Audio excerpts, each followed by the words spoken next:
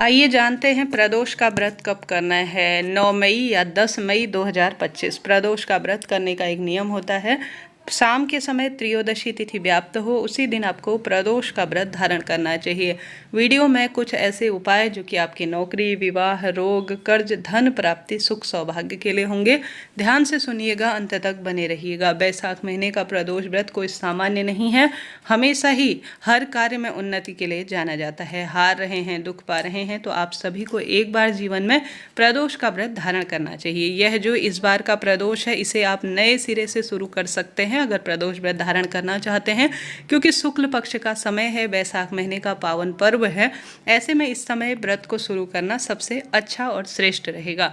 अब उपाय और पूजा विधि और नियम जानना शुरू करते हैं। सबसे पहले बैसाख महीने के शुक्ल पक्ष की त्रयोदशी तिथि 9 मई को दोपहर 2:56 से शुरू होगी। वहीं इस तिथि का समापन अगले दिन 10 मई को 5:29 के आसपास होगा। ऐसे में जैसा मैंने आपको विदित कराया, हमेशा शाम के समय इस व्रत को करने का नियम होता है कि त्रयोदशी तिथि व्याप्त होनी चाहिए। तो इस बार 9 मई को प्रदोष काल त्रयोदशी तिथि 9 तारीख को व्याप्त है। इस कारण से शुक्रवार 9 मई को ही व्रत किया जाएगा। स्क्रीन पर आपकी सुविधा के लिए मैंने चीज़ें दी हुई है। इसके साथ ही इस दिन पूजा का बहुत महत्व होता है। प्रदोष काल का अर्थात शाम के समय कोई व्रत, उपवास, पूजा पाठ के प्रदोष के नियम लिए जाएं तो बहुत सुखद इसके परिणाम मिलते हैं।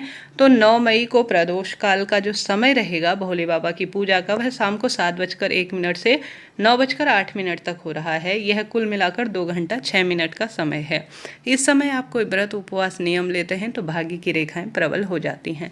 अब उपाय कैसे करना है आप जानते होंगे। द्वादशी मिश्रित त्रयोदशी है तो चावल का बड़ा महत्व है जी।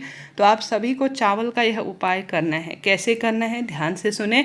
जब जीवन में बहुत अधिक परेशानियां आ रही हों तो साधारण सरल तरीके से आप अपने साथ शिव मंदिर लेकर चले जाए 3 दाने चावल के। ठीक है, 3 चावल खंडित ना हो, इस बात का ध्यान रखें। व्रत खोला कब जाएगा इससे पहले मैंने वीडियो बना दिया है एकादशी का, और उपाय भी हैं, उसे देखिएगा। आप जानते होंगे एकादशी के बाद द्वादशी तिथि में चावल जरूर खाया जाता है और भगवान को इसका भोग लगाया जाता है, तभी आपका जीवन सार्थक होता है। तो आपको चावल का दान भी जरूर करना है और यह उपाय भी जरूर करना है, तभी आपका व्रत एकादशी का सफल माना जाएगा।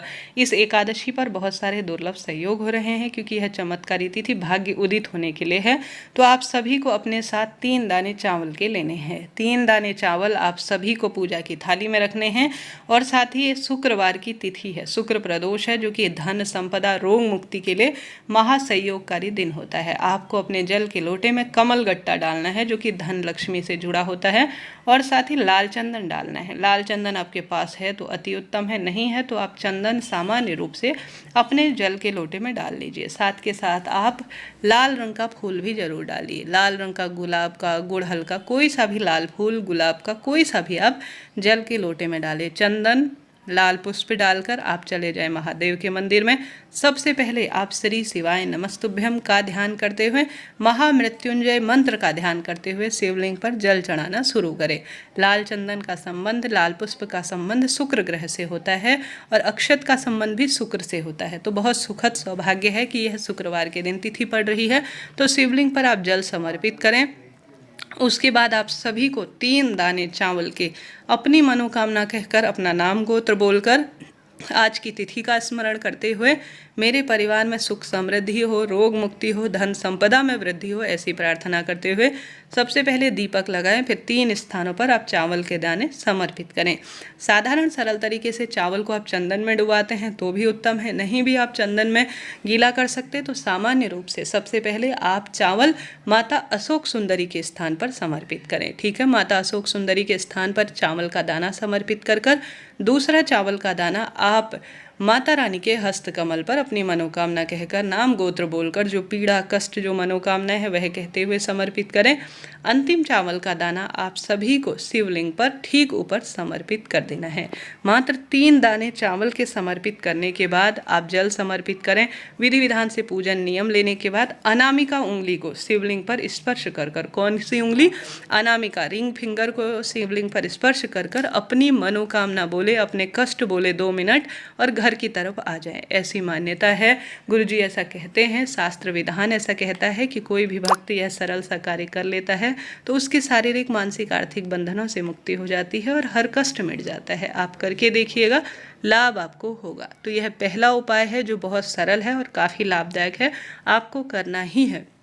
बढ़ते हैं दूसरे उपाय की तरफ। आप सब यह उपाय गुरुजी के मुख से कई बार सुने भी होंगे, जो कि प्रदोष व्रत के दिन ही किया जाता है, जिसमें गुरुजी कहते हैं आप सभी को लेके जाने हैं 2 दीपक अपने साथ बेलपत्र पेड़ के नीचे। घर पर बेलपत्र है तो वहाँ जाएं, महादेव के मंदिर में या किसी मंदिर प्रांगण में लगा हुआ है तो वहाँ चले जाएं। सबसे पहले आप बेलपत्र की जड़ में कच्चा दूध चढ़ाएं, जल चढ़ाएं, पूर्वाभिमुख होकर यह कार्य करें। अपना नाम गोत्र बोलकर 2 दीपक, एक सरसों के तेल का, एक घी के तेल का, घी का मतलब कहने का है, दोनों में गोल बत्ती रखें।